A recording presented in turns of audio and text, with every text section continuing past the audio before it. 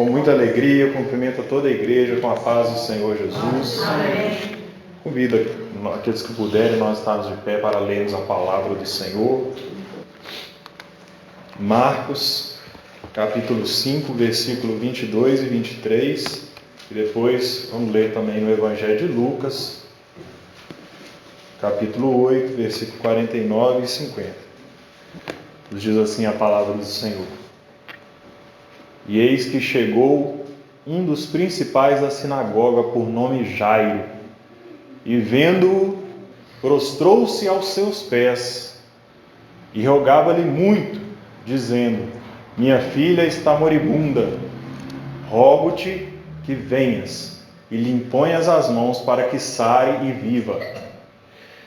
E no Evangelho de Lucas, capítulo 8, versículo 49 e 50, diz assim a palavra: e estando ele ainda falando, chegou um dos príncipes da sinagoga, dizendo: a tua filha já está morta, não incomodes o mestre.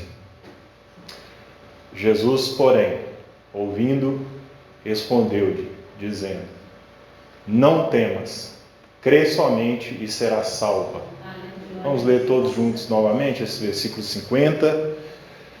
Jesus, porém, ouvindo, respondeu-lhe, dizendo: não temas, crê somente e serás salva. Louvado seja o nome do Senhor. Senhor Deus, nós te louvamos, te bendizemos por esse privilégio de estarmos aqui mais um dia na tua presença. Meu Deus, louvando ao Senhor e falando da tua palavra, que é algo maravilhoso, que é algo eterno, que alimenta a nossa alma e coloca o nosso espírito em contato direto com o teu Espírito Santo. Ó Pai, esse é o nosso desejo, pois pedimos a Ti que o Senhor fale conosco através da Tua palavra. Usa a nossa boca, usa, Senhor, a nossa vida, para que a Tua palavra ela seja plantada no nosso coração com a semente da fé, e assim possa dar o fruto que o Senhor deseja na nossa vida. Nós te pedimos esta bênção em nome de Jesus. Amém. Amém. Podemos estar sentados. Meus irmãos, a palavra que nós lemos aqui no Evangelho de Marcos, no Evangelho de Lucas, o episódio em que o Senhor opera um milagre de ressurreição. Dentre os milagres de ressurreição que Jesus operou dentro do seu ministério, que estão registrados, 3 milagres de ressurreição. E um desses foi aqui a filha de Jairo. Jairo, quem ele era? Jairo era, com a palavra que nós lemos, nos diz, ele era um dos principais da sinagoga. Ele era um líder espiritual, ele era um dirigente. Podemos até dizer que ele era um pastor na sinagoga. Até porque a sinagoga ela era tipo uma igreja, parecida com uma igreja cristã que nós temos hoje. Porque existia o templo principal em Jerusalém, aquele templo em que havia as festas ali ao redor, mas havia as sinagogas, que eram onde aconteciam as reuniões regionais, as reuniões de ensino. Então era mais parecido com a igreja que havia naquela época, e até se fala que é um modelo que foi usado para hoje. O tipo de reunião que existe na igreja cristã hoje é muito parecido com o que existia na sinagoga. Por causa do culto, do ensino, da palavra que existia ali na sinagoga. Tanto que Jesus, ele pregava nas sinagogas, porque era ali que os judeus se reuniam para aprender. Desde cedo, desde uma certa idade, o judeu tinha aquela instrução ali para ir na sinagoga e ali aprender. Então Jairo, ele era um dos principais da sinagoga, e ele era então um líder espiritual. E ele, por ser assim, ele estava debaixo da ordem de um comando regional, que era os príncipes, os principais, que era o sinédrio, que era um colegiado, ali de pessoas, né? Uma cúpula de 70 pessoas, que era ali o tribunal superior daquela época. Então, as sinagogas estavam debaixo da ordem desse sinédrio. E todo o sinédrio, naquela época, falava mal de Jesus. Todos eles, né, aqueles religiosos ali que faziam parte daquele tribunal, daquela tribuna ali principal de Jerusalém, eles falavam muito mal de Jesus. Que Jesus estava causando desordem, que ele estava pregando uma palavra diferente, que ele se dizia filho de Deus. Então, Jairo, quando ele foi até Jesus e fez aquilo que nós lemos aqui que ele fez, no Evangelho de Marcos, quando nós lemos aqui, que ele se prostrou diante de Jesus, foi por causa de um momento de grande desespero que ele tinha. Porque ele sabia que, sendo ele um principal, um dirigente da sinagoga, quando soubesse que ele tinha ido até Jesus, que ele tinha inclusive se prostrado aos pés de Jesus, ele ia ser disciplinado, porque ele estava ali em uma indisciplina com relação às orientações que ele tinha recebido do sinédrio. Todo o sinédrio falava muito mal de Jesus, mas dentro da sua casa tinha um problema grave. A sua filha única, de quase 12 anos, estava doente e para morrer. Então, nessa hora, ele quebrou todos os preconceitos, tudo aquilo que ele tinha ouvido falar de Jesus lá no sinédrio. Ele quebra todas as convenções religiosas e passa pelo meio da multidão, e a multidão conhecia ele, porque ele era um dos principais da sinagoga. Com certeza, na hora que ele estava passando, eles deram passagem para ele, porque ele era um dos príncipes da sinagoga. Ele passa e se prostra aos pés de Jesus, fazendo algo que, para qualquer judeu, era uma coisa inconcebível: se ajoelhar diante de qualquer pessoa. Uma das dificuldades maiores dos soldados romanos era fazer com que o judeu, se prostrasse ou se ajoelhasse para ser detido, porque o judeu é ensinado que ele não deve se prostrar diante de ninguém, nem de nenhuma imagem, nem de nenhum homem, para fazer ali reverência. Mas Jairo, ele se despiu de tudo, dos seus conceitos, das suas concepções, das suas convenções religiosas, sabendo que aquele que ele estava se prostrando não era um homem comum. Não era um homem comum. Ele se prostra diante do Senhor Jesus. Ele clama ao Senhor que venha à sua casa e ore, impõe as mãos sobre a sua filha e ore para que ela seja curada. Que ela seja curada. Mas aí acontece que ele indo, Jesus ouve a sua oração, Jesus atenta para ali a sua humildade, o seu ato de súplica, o seu coração inteiro aos pés ali de Jesus. E Jesus, ele então vai até a casa de Jairo, mas enquanto ele estava indo, a palavra nos fala ali em Marcos, o versículo está projetado, Marcos 5,35, que Jairo, ele recebe a notícia de um daqueles principais da sinagoga também, como ele, dizendo: a tua filha está morta. E aí, até interessante, essa tradução fala assim: para que enfadas ainda o mestre? Porque você está incomodando Jesus ainda, com o seu problema? Porque ela já morreu. Então vejam que naquele momento Jairo, ele tem tudo agora para entrar em desespero, para perder totalmente a fé, de acordo com aquela palavra que ele recebe do próprio colega de sinagoga, e poderia ali, com certeza, qualquer um de nós naquela situação, o medo e a ansiedade tomaria conta da nossa vida, porque você saiu de casa com um problema grande, uma filha única, doente, para morrer. Você vai até o único que pode resolver.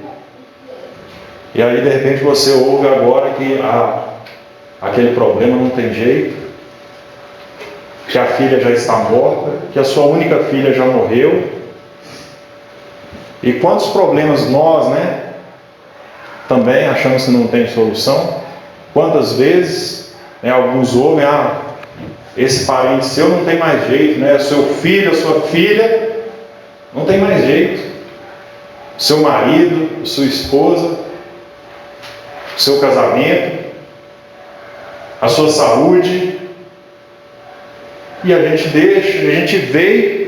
vem ao Senhor Jesus, nós viemos à casa do Senhor, hoje Ele está presente aqui no nosso meio. Deixamos aquele problema lá, mas também tem aqueles que também nos dão palavras de desânimo. Não, isso não tem jeito, não tem mais solução, não incomode mais o mestre, para de buscar ele, para de incomodar ele, tem mais o que fazer. Mas ele não tinha mais o que fazer.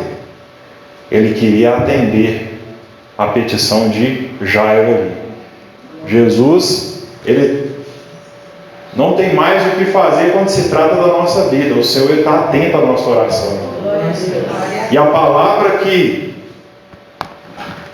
Jesus deu para ele ali, para Jairo naquela hora, do desespero, do medo, foi uma palavra que ficou marcada, certamente, na vida dele, e que hoje também é uma palavra que o Espírito Santo ele quer deixar gravado no nosso coração.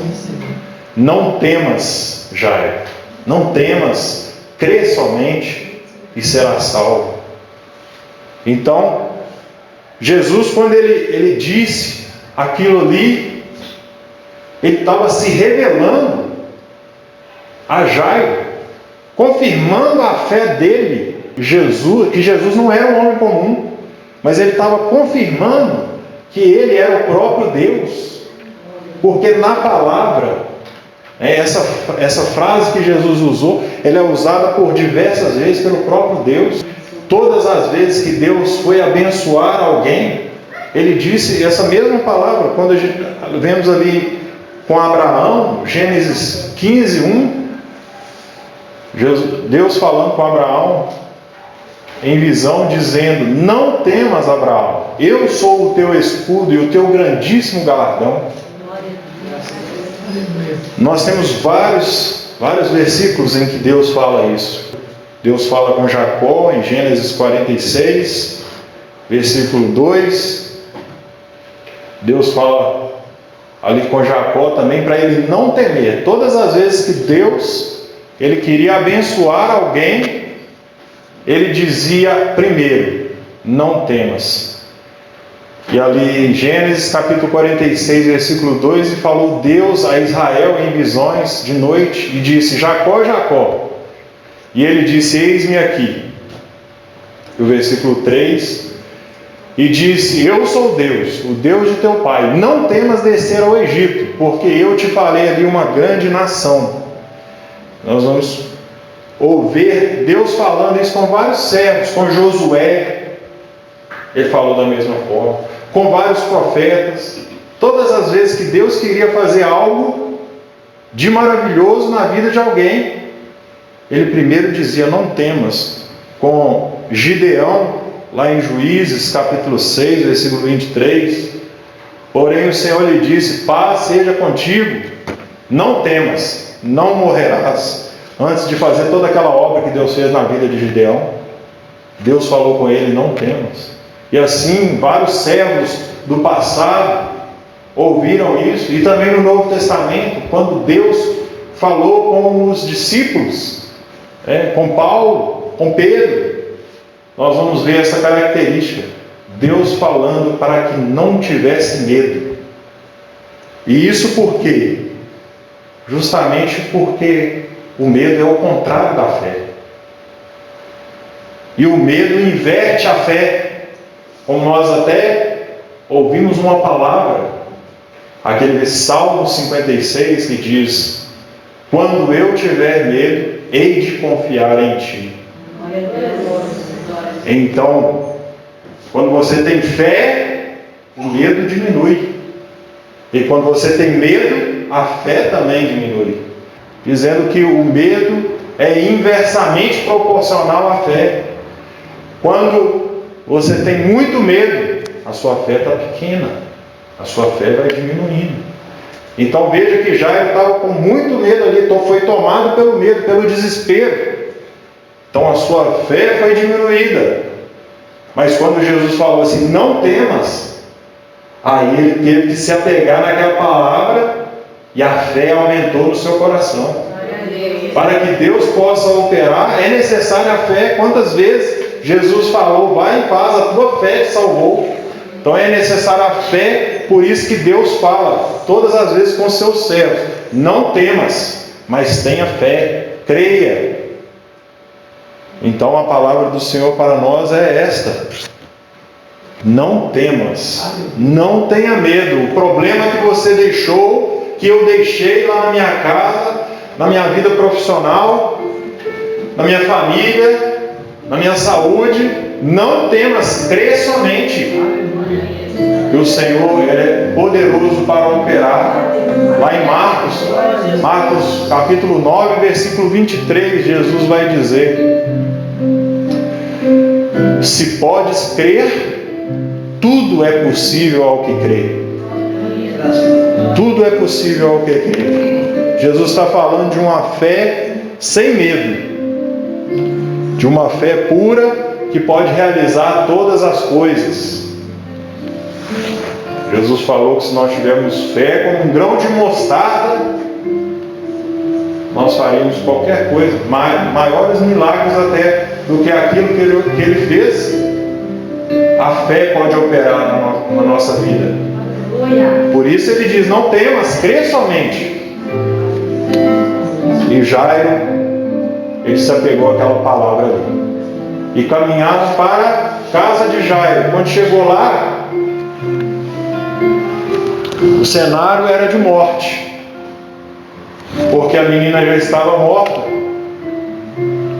Inclusive havia pessoas ali chorando. E quando Jesus chegou ali,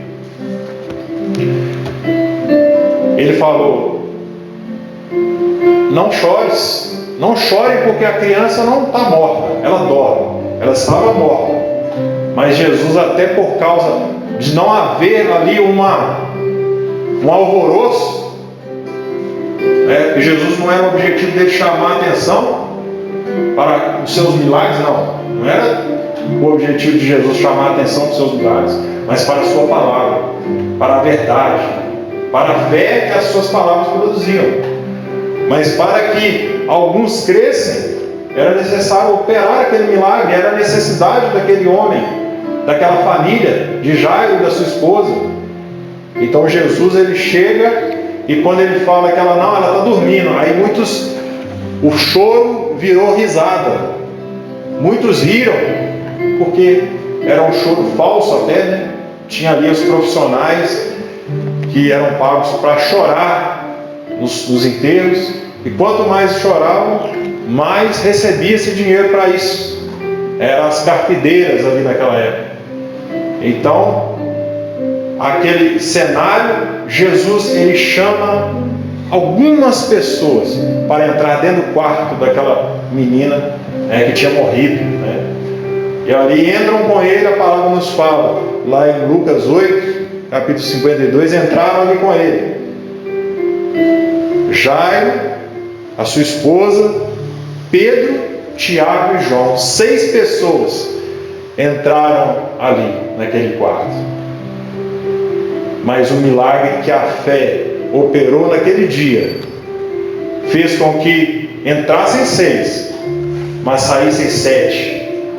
Porque aquela menina, ela foi ressuscitada pelo Senhor Jesus e ela saiu ali andando. Pois já tinha quase 12 anos. Não importa o tamanho da nossa dificuldade, do nosso problema, Ele é a solução. A fé que nós temos nele é a nossa vitória. Ele, basta crer nele, e hoje nós veremos a vitória. Nós veremos a vitória na nossa vida. E lá em Romanos 10, 9 e 10, vai falar que nós temos que crer nele primeiramente para a nossa salvação. A fé, ela vem primeiramente para a nossa salvação. E Romanos vai dizer: se com a tua boca confessares ao Senhor Jesus, em teu coração creres que Deus o ressuscitou dos mortos, se no teu coração creres que Deus o ressuscitou dos mortos, ou seja, que Ele tem poder para vencer a morte. Se você crê e com a sua boca confessar, e com o coração se crê para a justiça, e com a boca se faz confissão para a salvação. Por isso nós confessamos a Jesus como nosso único Salvador. É primeiramente crer nele para a nossa salvação, mas crer nele de todo o nosso coração, que também, se você está pedindo algo que é para a glória do nome dele na sua vida, ele vai fazer também. Porque para ele não há impossível. Então tudo é possível àquele que crê. Essa é a fé que vence o mundo. Essa é a fé que vence todas as coisas. Mas que nós temos que nos render a Ele. Nós temos que nos render a essa fé. Deixar de lado todo o nosso orgulho, todo o nosso medo, a nossa ansiedade.